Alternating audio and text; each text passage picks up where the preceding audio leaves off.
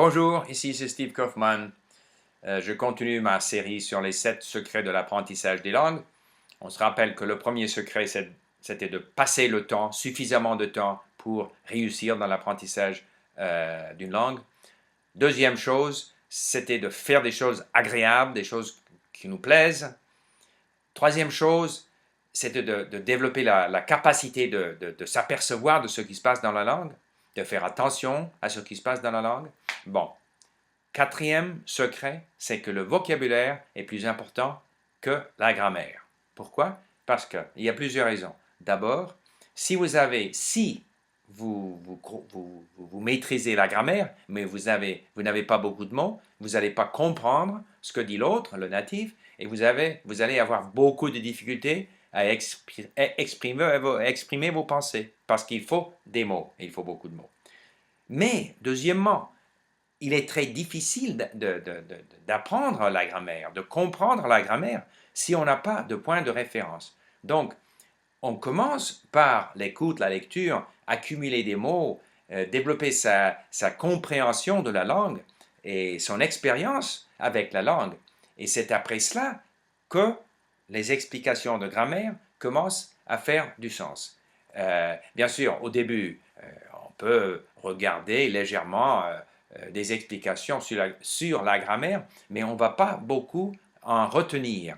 Par contre, si, après avoir beaucoup lu et écouté, et si on repasse les bouquins de grammaire légèrement, pas avec l'intention de se rappeler de ce qui est là et de vouloir l'apprendre, le maîtriser, c'est pas ça. Mais cela, nous allons voir qu'avec suffisamment de mots, ces explications vont naturellement commencer à rester dans nos têtes. Bon, on peut se demander, mais qu'est-ce que ça veut dire savoir ou connaître un mot? Eh bien, il y a des gens qui disent, moi, il faut que je puisse utiliser tous les mots que j'étudie. Mais ça, c'est pas réaliste. On va évidemment connaître beaucoup plus de mots d'une façon passive que on en puisse utiliser.